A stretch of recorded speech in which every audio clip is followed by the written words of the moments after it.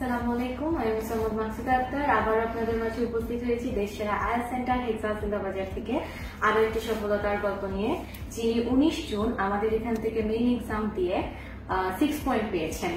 আসসালামু আলাইকুম স্যার, কেমন আছেন? আলহামদুলিল্লাহ, বেশ ভালো আছি। আপনি? আলহামদুলিল্লাহ, আমিও ভালো আছি স্যার। স্যার পরিচয়টা যদি সবার বেশি একটু দিতেন। আসসালামু আলাইকুম এভরিওয়ান, আমার নাম মাওলানা আহমেদ, আমার বাসা আলমপুর, সিলেট। আর আমি আপনাদের হেক্সাস ইনস্টিটিউশনের প্রাক্তন স্টুডেন্ট। আমি গত 19 জুন আর্কেডিয়া এক্সাম দিয়েছিলাম। আমার এক্সাম ইউকেডিআই এক্সাম ছিল আইএস এর। অভিনন্দন আপনাকে, আপনি 6 পয়েন্ট পেয়েছেন। স্যার কেমন লাগছে 6 পয়েন্ট পেয়ে? আসলে অনুভূতিটা তো অবশ্যই অনেক আনন্দের এবং উচ্ছ্বাসিত।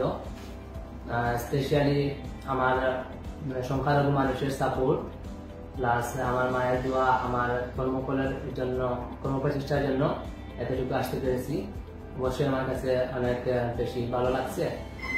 আর আমি আশা করি ভবিষ্যতে এইরকম আপনাদের প্রতিষ্ঠান রিলেটেড যত সাফল্য আছে সফলতাতে জড়িত থাকার চেষ্টা করবেন। স্যার তো আমাদের এখান থেকে আইএলটিএস এর মেইন কোর্স করেছেন। জি অবশ্যই। স্যার ইনস্ট্রাক্টর কে ছিলেন? চিফ ইনস্ট্রাক্টর ছিলেন হাসান আহমেদ স্যার, আর অ্যাসিস্ট্যান্ট ইনস্ট্রাক্টর ছিলেন আমাদের আলফা মিস। স্যার কতটুকু সাপোর্টিভ ছিলেন আপনার? টু বি অনেস্টলি বলতে গেলে স্যার অনেক বেশি ফ্রেন্ডলি, ফ্রাঙ্কলি এবং সাপোর্টিভ ছিলেন।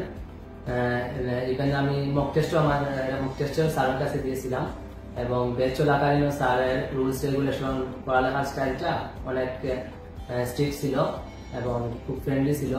এবং বিভিন্ন ধরনের কোনো অসুবিধা হলে, পড়া বুঝতে অসুবিধা হলে স্যার পরবর্তীতে বেচ করেও আমাদেরকে সময় দিতেন। আলফান্ডিসও অনেক বেশি সিনসিয়ার ছিলেন আমাদের প্রতি। স্পেশালি আমাদের ফাইনটা কালেকশনে ম্যাডাম খুব স্ট্রিক্ট ছিলেন, এই জন্য কোনো স্টুডেন্ট ওনার ল ডেলি করতে পারতো না, মাস্ট পার্সুটা করতে হতো সবার জন্য। এটা আপনি এটা কি পজিটিভলি নিয়েছেন না নেগেটিভলি? অফকোর্স আমি পজিটিভলি নিয়েছি। এবং দেখা গেছে যে আমার টোটাল ব্যাচে 3 মাসের মধ্যে আমার হাইয়েস্ট 50 থেকে 60 টাকা দেওয়া লাগছে।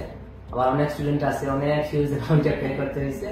তো এটা আমি ডেফিনেটলি এটা আমি পজিটিভলি নিব, কারণ এটা যদি না থাকতো, এই সিস্টেমটা না থাকতো, তাহলে দেখা যেত অনেক ডিমোটিভেটেড হয়ে যেত, বা এটা ইনকারেজ হতো না, হোমওয়ার্কটা ঠিক মতো পারসিভ করতো না। এই জন্য হোমওয়ার্ক তো ধরেন স্যার ম্যাডাম তো আমাদেরকে কাজ হলো ইনস্ট্রাকশন দেওয়া, যদি আমরা যদি ওইটা হোমওয়ার্কটা নিয়মিত পারসিভ করতে না পারি, গান করতে না পারি, এটা লস আমাদের। কিন্তু সব স্টুডেন্ট এরকম বুঝে না, তাদেরকে একটু করলে তারা তো আপনার হোমওয়ার্ক মিশতে, তো তারপরে দেখা যেত অনেক হোমওয়ার্ক মিশতে। এখন ইভেন দেখা গেছে আমাদের বেঁচে স্যারদেরকে 4 থেকে 5 জন হাইয়েস্ট এক্সাম দিয়েছে এই পর্যন্ত, স্টিল নাও। অথচ স্টুডেন্ট ছিল আপনার 25 থেকে 30 জন। সবার মধ্যে থেকে আপনি তো এগিয়ে গিয়েছেন আপনাদের দোয়ায়। জি স্যার, আমাদের এখানে রুলস রেগুলেশন বলেন, সবকিছুর দিক থেকে আপনি কতটুকু সাপোর্ট পেয়েছেন? টিচারদের বলেন, ম্যানেজমেন্ট ডিপার্টমেন্টে যারা আছে সবার থেকে কাইন্ডলি বলতে গেলে আমি সম্পূর্ণ সাপোর্ট পেয়েছি। আপনার একদম সুলতান স্যার থেকে নিয়ে আমাদের আপনার যে কোনো ফ্যাকাল্টি মেম্বারের সম্পূর্ণ সাপোর্ট পেয়েছি। Specially partial test, mock test, ওইগুলা স্যার ম্যাডাম অনেক সিনসিয়ার ছিলেন। এবং ওইখানে যে এনভায়রনমেন্টটা, ওইটা আমি মনে করি অন্য ইনস্টিটিউশনে এটা কম আছে, খুব কম আছে।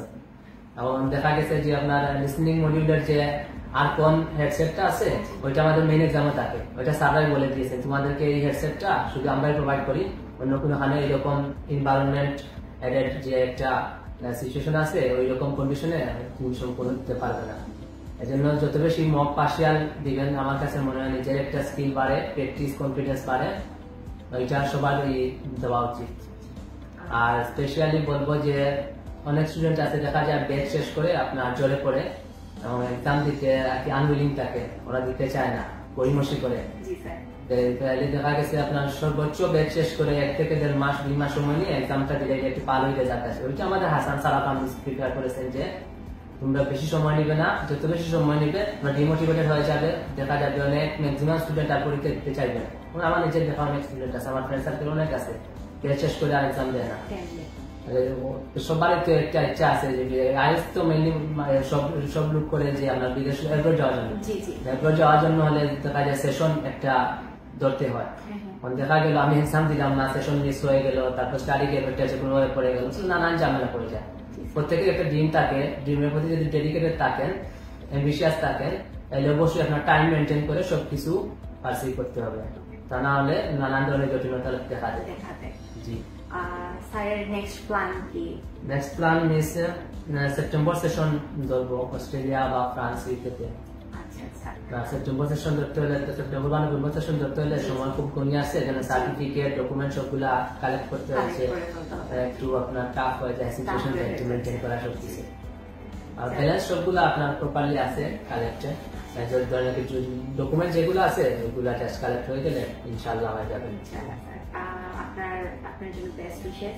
জিনিস আর হচ্ছে হেক্সাসে আপনার এই পর্যন্ত কতগুলো মক টেস্ট বা পার্সিয়াল টেস্ট দেওয়া হয়েছে, কেমন ছিল সবকিছু মিলিয়ে? আপনি বললেন একটু আগে যে সবকিছু প্রায় মেইন এক্সামের মতোই ছিল, যদি আরেকটু ডিটেইলসে শেয়ার করতেন কতগুলো দিয়েছেন বা রেজাল্ট কেমন ছিল বা সব মিলিয়ে সবার উদ্দেশ্যে যদি একটু বলতেন। জি, টু বি অনেস্টলি বলতে গেলে হেক্সাসের পার্সিয়াল আর মক টেস্টের যে সিস্টেমটা আছে ওইটা খুব স্ট্রিক্ট এবং আমার কাছে মনে হয় ওইটা অনেকে সবার জন্য অনেক হেল্পফুল হবে, স্পেশালি যে ইকুইপমেন্ট গুলো আছে, যে এনভায়রনমেন্টটা আছে, কিপ সাইলেন্ট এনভায়রনমেন্ট, ইনস্ট্রাক্টরদের সিনসিয়ারিটি, ওগুলো সবগুলাই পারফেক্ট আমার কাছে মনে হয়।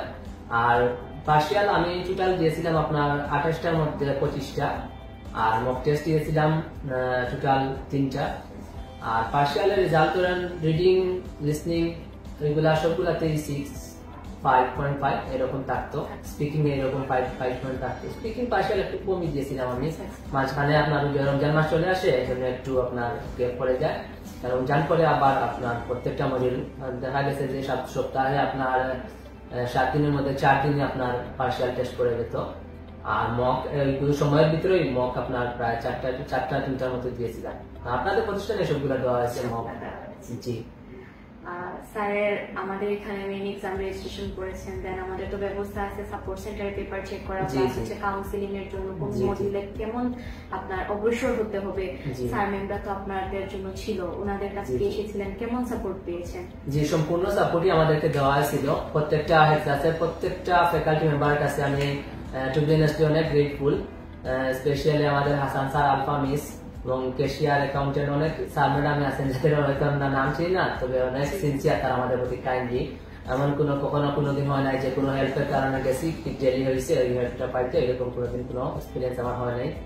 এবং কাউন্সিলিং এর কথা যে বলছিলেন ওইটাও অনেক সুন্দর সিস্টেম, বিশেষ করে মক টেস্টে যে সময় আমরা রাইটিং টেস্ট দিয়েছিলাম ওইটার উপরে একটা সেশন হয়েছিল, স্যাররা আমাদেরকে ফিডব্যাক দিয়েছিলেন যে কোন জায়গায় ভুল আছে, কোন জায়গায় ইমপ্রুভ করতে হবে, কোন জায়গায় ইনক্রিজ লাগবে, ওইটা ওরা খুব সুন্দরভাবে ফিডব্যাক দিয়েছিলেন।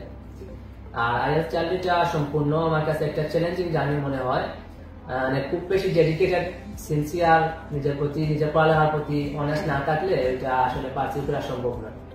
এজ এ হিউম্যান বিং আমাদের না অনেক ধরনের ফ্যামিলিগত ইস্যু, পার্সোনাল ইস্যু থাকতে পারে।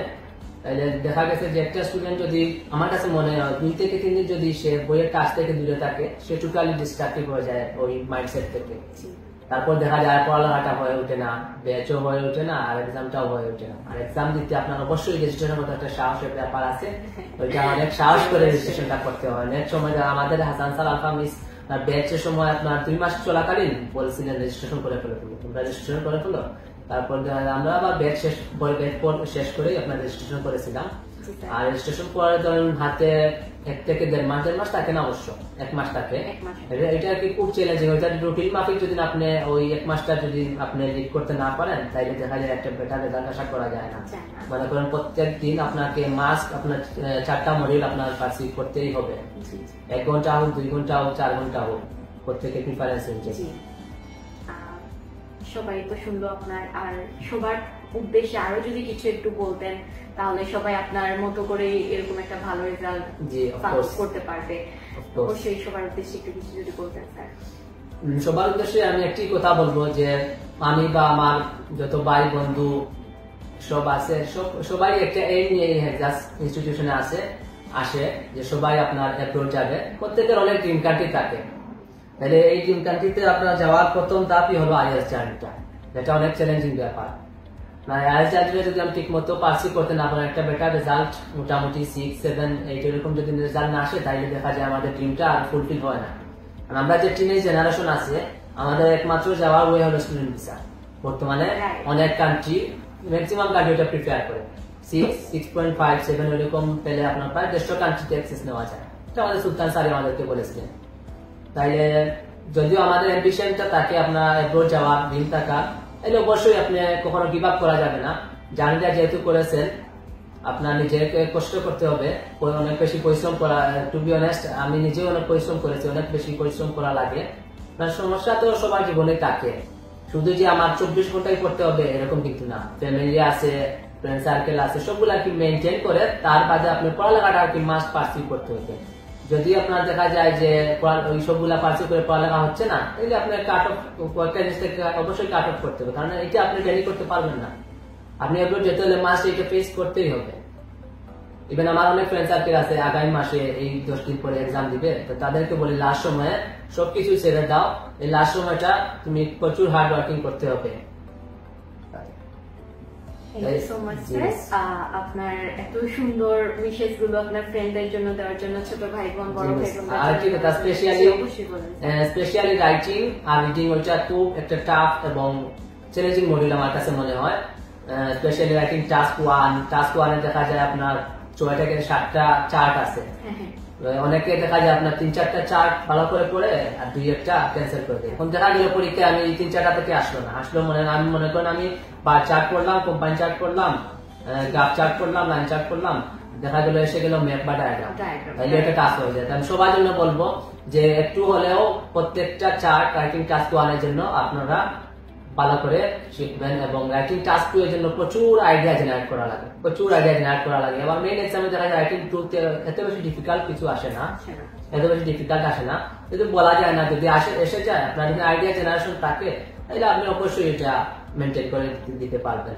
আর স্পেশালি রিডিং, বর্তমানে যে রিসেন্ট এক্সাম হচ্ছে, রিডিং বা লিসেনিং একটু মাছ ডিফিকাল্ট হবে। ইভেন আমার রিডিং 5.5 এসেছিল, 2 মাস আর কি ডিফিকাল্ট ছিল, আবার লিসনিং 7 ছিল। সেখানে বলবো যে লিসনিং অথবা রিডিং থেকে একটা ডিফিকাল্ট আসলে আপনারা ওইটার জন্য প্রিপেয়ার থাকতে হবে, স্ট্রিক্টলি প্রিপেয়ার থাকতে হবে। ইভেন যারা গেছে আমার কাছে নিজের কাছে মনে হয়েছে যে আমি যতটা মক দিয়েছিলাম হেক্সাস ইনস্টিটিউশনে, মকে প্রায় সবগুলাতে আমার 6 থাকতো রিডিং এ মাস্ট। আবার প্রশ্ন অনেক সহজ আসতো মোটামুটি মনে হয়েছে, কিন্তু ওইখানে যে প্যারাফ্রেজিং বা টপিক গুলা ধরতেই আপনার 1 ঘন্টার ভিতরে অনেক বেশি প্রেশার নেওয়া লাগে। আর এক্সাম হলের বিষয়ে কি কথা বলবো, প্রচুর বেশি কনফিডেন্স থাকা লাগে অবশ্যই, এবং ভয় পেলে চলে না। কারণ যদি মাইন্ডসেট যদি একটু কনসেন্ট্রেশন একটু এদিক থেকে সেদিক হয়ে যায়, আপনার টোটাল সময়টা কিন্তু আপনার লস হয়ে যাবে। আপনি আর খাতার দিকে প্রশ্নের দিকে ফোকাস দিতে পারবেন না। আর এটা সম্পূর্ণ ব্রেইনের উপরে, কারণ অনেক এক্সাম দেখা যায় আপনার অনার্স বা ধরেন এইগুলা আমরা সামান্য কিছু লিখে তুলে এক্সট্রা একটু মিস্টেকে লিখে তুলে মার্কে যায়। সম্পূর্ণ খুব একটা sensitive case, specially writing, reading এবং লিসনিং।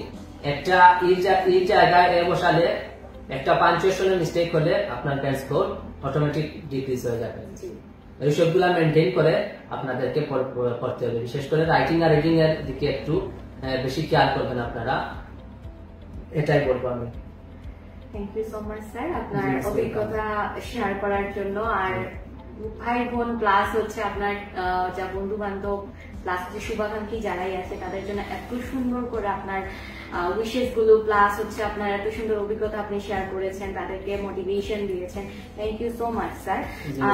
অবশ্যই আপনারা স্যারের মতো অবশ্যই প্র্যাকটিস করতে থাকুন, নয়তো আপনাদের অনেক ডিফিকাল্টিস ফেস করতে হবে। তাই দেরি না করে এখনই আপনারা রেজিস্ট্রেশন করে ফেলেন, সামনে আরো অনেক ডিফিকাল্টিস আসতেছে। সো দেরি করবেন না, আপনারা রেজিস্ট্রেশন করে পরীক্ষায় বসে যান। সামনে বাইরে তো অবশ্যই সবাই যেতে হবে, স্যারের মতো সবারই উদ্দেশ্য আছে প্লাস স্বপ্ন আছে, অনেকের অনেক ধরনের স্বপ্ন থাকে। সো লেট না করে সবাই অবশ্যই তাড়াতাড়ি পরীক্ষা দিয়ে এমন সফলতার গল্প নিয়ে আমরা আমাদের মাঝে যাতে আরো একবার উপস্থিত হতে পারি সেই সুযোগটুকু করে দিবেন। আর এত সময় ভিডিওটা দেখার জন্য সবাইকে অনেক অনেক ধন্যবাদ। আসসালামু আলাইকুম।